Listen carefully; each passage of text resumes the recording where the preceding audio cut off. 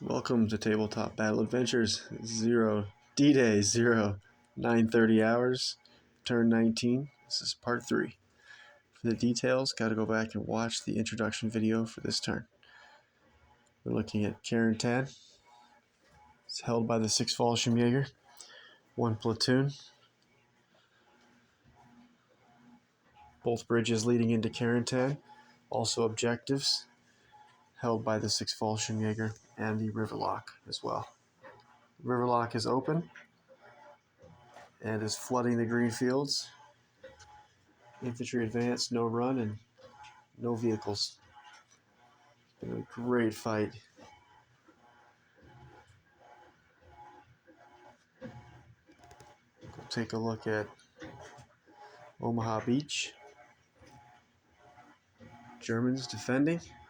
The 916th Grenadiers, 1st and 2nd Platoon, attacking Omaha Beach. 116th Infantry Company A, 1st Platoon.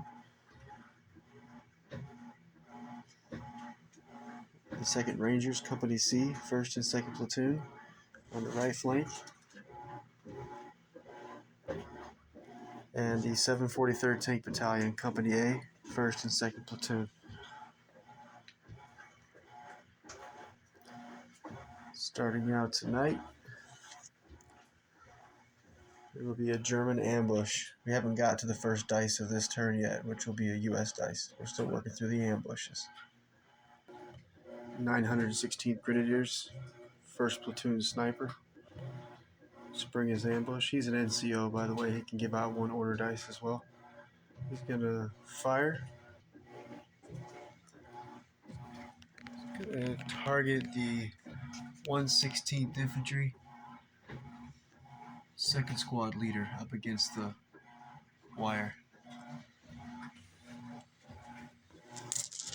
Looking for a 3. Gets the hit. Soldier is a regular. He'll be killed on 5s and 6s. Wounded on a 4. Killed. 2nd Squad leader drops dead. Soldier that was attached to him was a 2nd Squad, 116th Infantry 2nd Squad soldier. He's left with the 2 pin markers, and there is the 2nd Squad assistant leader, center screen to the right. So he'll provide +1 morale. We'll be testing at a 9 and under. He passes. The sergeant's going to also give out an order dice, a fire order, to the 916th 1st Platoon medium machine gun. He has a terribly fantastic field of fire. He's going to target, I wonder, you know what, it might be worth going for the 116th 1st Squad leader who's just about to cut the wire. Being a single man, they'll make it tougher. I'm going to measure and see who I have to declare what I'm going to shoot at first.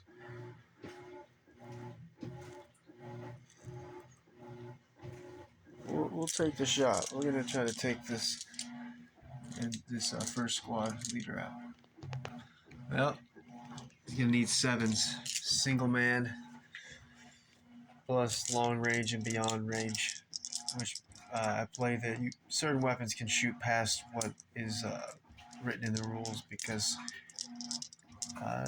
defies logic to not shoot a MMG further than 3 feet if a foot, or if each inch is about 6 foot. Alright, needing 7s. 1 possible.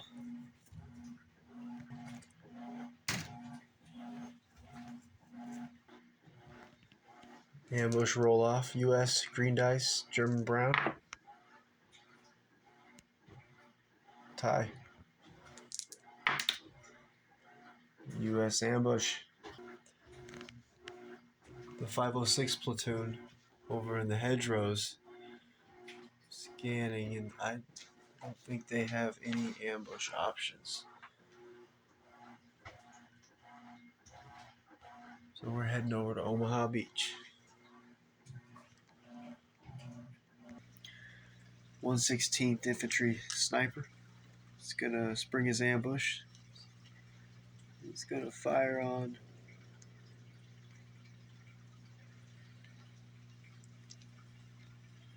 He's gonna pick off this soldier on the roof. The bunker here. That's 916th 2nd Platoon.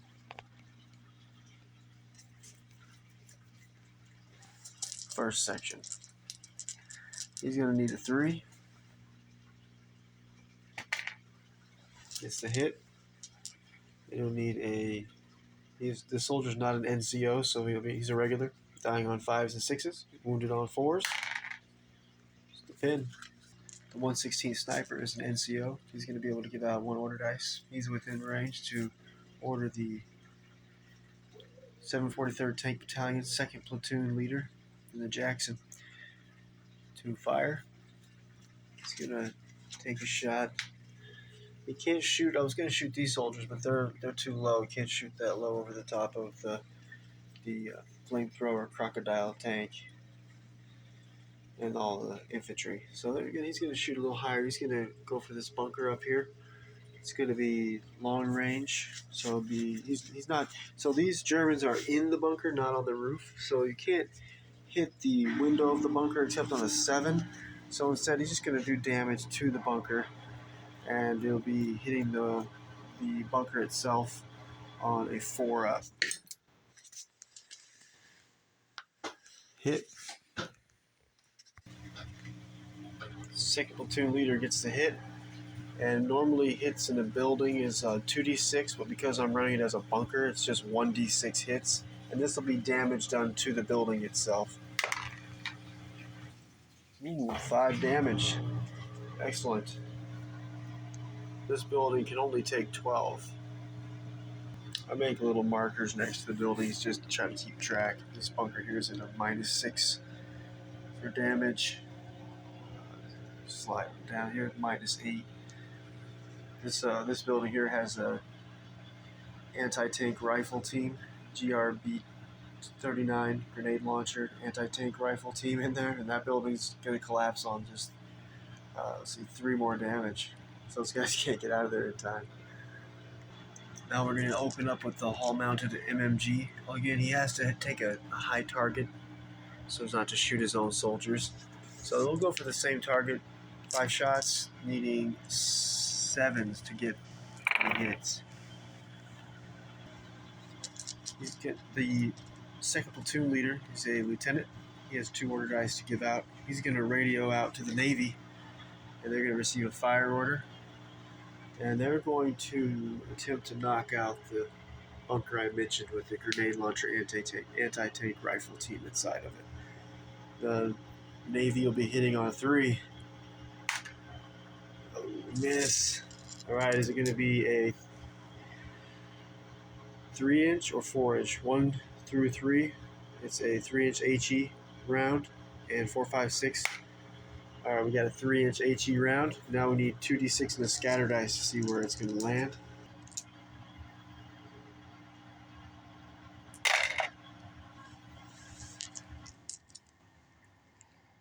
It's going to land out here in the sand. Which, by the way, the sand here, the light brown colored terrain and the entire beach sand is all seeded with landmines. You'll notice once the infantry starts moving and the vehicles for the U.S. forces, they have to take a landmine check before they can advance or run. 2nd Platoon leader's 2nd order dice is going to go over to the 743rd Tank Battalion. This is the company 1st sergeant. He's going to open fire on the same bunker. He's going to be looking for a 4. Gets the hit. And normally hits with a medium AT, and I run it as a 2-inch HE. Would be D6 hits, but this is a bunker, so D3 hits against the bunker. Just 1. Building's at a -10. Just needs 2 hits to collapse on the soldiers inside. Company First Sergeant can give out 2 order dice also. He's going to radio over to the 2nd platoon tank. And we're going to get a fire order and same target, bunker center screen.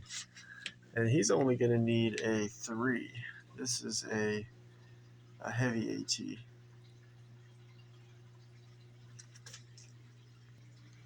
He's looking for a 3.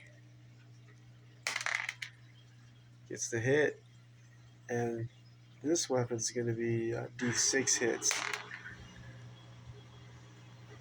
The anti-tank rifle grenade launching team is going to take 2d6 hits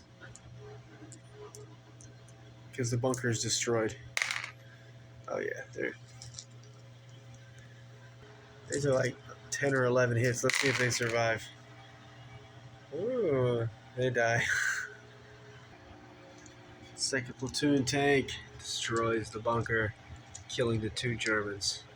So this German's right flank is just wrecked. There's only the 9/16th 1st platoon 2nd section leader on the far right flank, and then the 9/16th 1st section, or 1st platoon. This was the 1st lieutenant's radio operator, and that's it. This side is just broken. And then the next closest German defenders are way over here with the 1st platoon's 2nd section flamethrower team and the medic working on 2 wounded soldiers. And I guess there is 1 LMG gunner from 2nd platoon 2nd section, but I mean that it was destined to happen. So much firepower. Be realistic. Germans were doomed. Okay, we're gonna let the forgot about the company first sergeant's MMG. We'll go back and do that. Why not? All right, 5 shots. And he's gonna need 7s, but he's gonna just put some fire on the. He's gonna return fire on that sniper in this bunker that killed the 1/16th 2nd squad leader here. We'll need 7s to get a shot through in that bunker though. Misses. I think it's too risky for this 2nd platoon tank to use the MMG to shoot past the 1/16th 1st squad leader here to put some pins on the 88. So instead, he's actually gonna take the same target, needing 7s. We're gonna try and take out that sniper and get some revenge. Misses. Company First Sergeant, 2nd order guys. He's gonna radio over to the 1st platoon leader, receive a fire order. He's gonna open fire on the side of this bunker, start putting more damage on this bunker. He'll need a 4 for long range. This, we're gonna need 2d6 and a scatter dice. See where that missed shot's gonna end up at.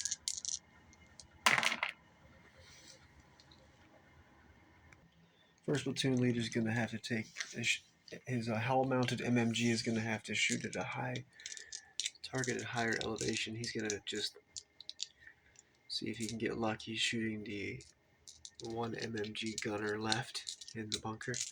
He'll need 7s, 5 shots. 1 possible. First platoon leader is going to radio over. He gets 2 order dice being a lieutenant. He's going to order the T-34 Calliope terrible rockets to open fire.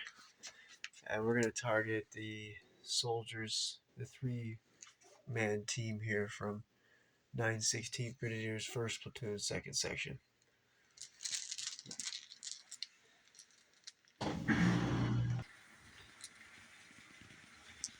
So the original target, I'm looking for a 6. Miss. Now the 9/16th 2nd Platoon 3rd Section leader. Miss. And now the 2 units in the bunker, the 2 on the left are the survivors of the Pak-40 crew, and the 2 on the right is the 1st Platoon's flamethrower team. We'll roll for the flamethrower team first. And now the Pak-40 survivors. We'll get the 2d6 and a scatter dice and see where those heavy mortar rounds are going to land. They're rockets, but they work them out as heavy mortar. Original target. The miss that was targeting the original 3 Germans lands just next to the 2nd Platoon's sergeant. Here comes the 2nd rocket. Falls short. Pak-40 survivors. Oh, gonna have possible friendly fire. 9 inches. Lands harmlessly on the wall. The rocket that was targeting the flamethrower team. That last rocket's gonna hit the bunker and do some damage. Let's see. Heavy mortar is a 3-inch HE, so normally 2d6 damage to the building, but instead it's a bunker, so it'll be just 1d6 damage.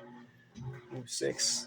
That added to the 19 damage brings this building up to 25, and this will take 48 hits though before it collapses, but still more than halfway there.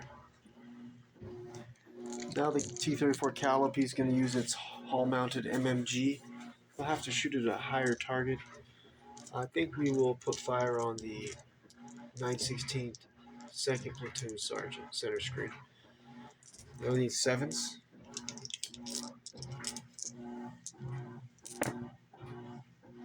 Very possible. They got a hit on him. He's an NCO. German officers and NCOs are veteran, only killed on 6s, wounded on 5s.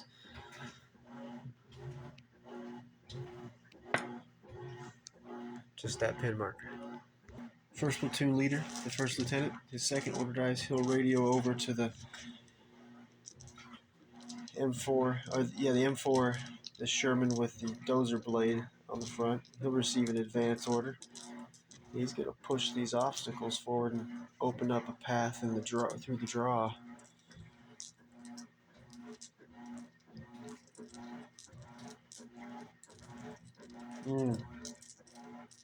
Yeah, he should be safe there. I don't think the 88 will be able to target him. Yeah, let's do it. Okay, he's going to have to take a landmine check. 10 and under. Pass.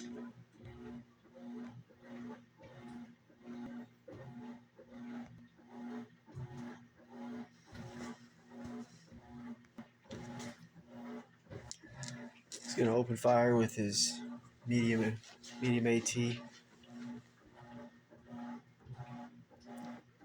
gun. He's going to fire at this bunker, trying to put some damage on it. He's going to need just a 3. Gets the hit. Instead of 1d6 damage for the 2-inch HE, being that it's firing at a bunker, it will be just a D3 damage. Nice, 3 damage.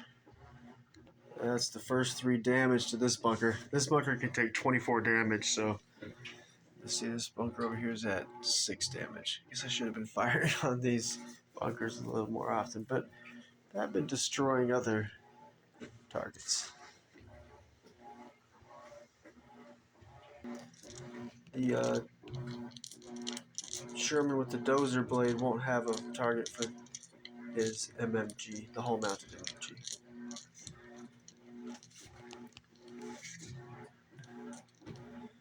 And that'll end the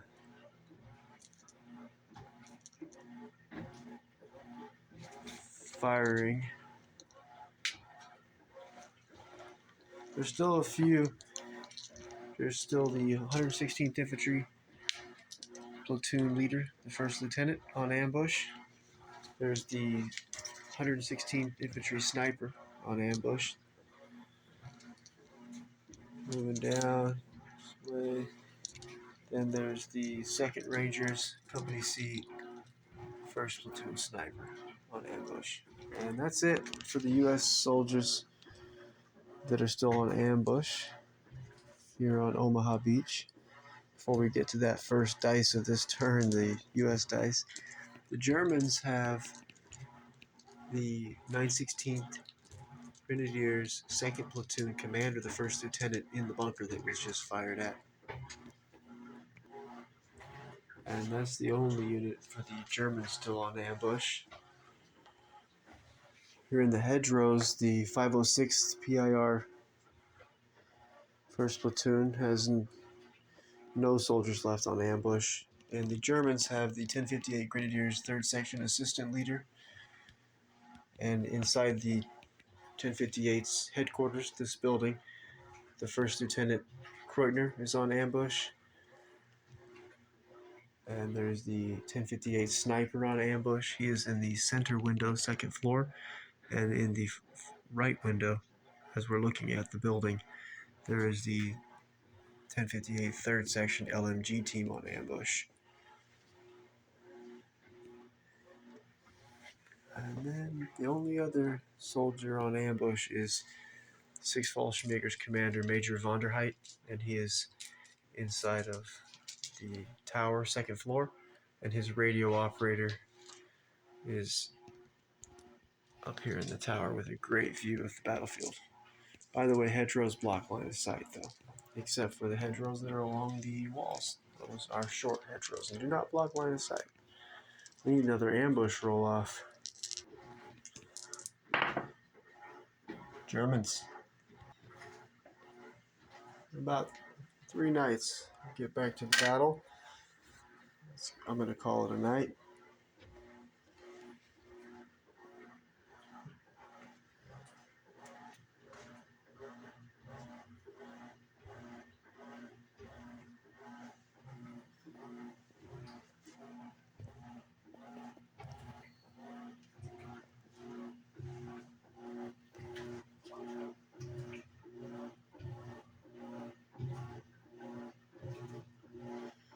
Thanks for watching.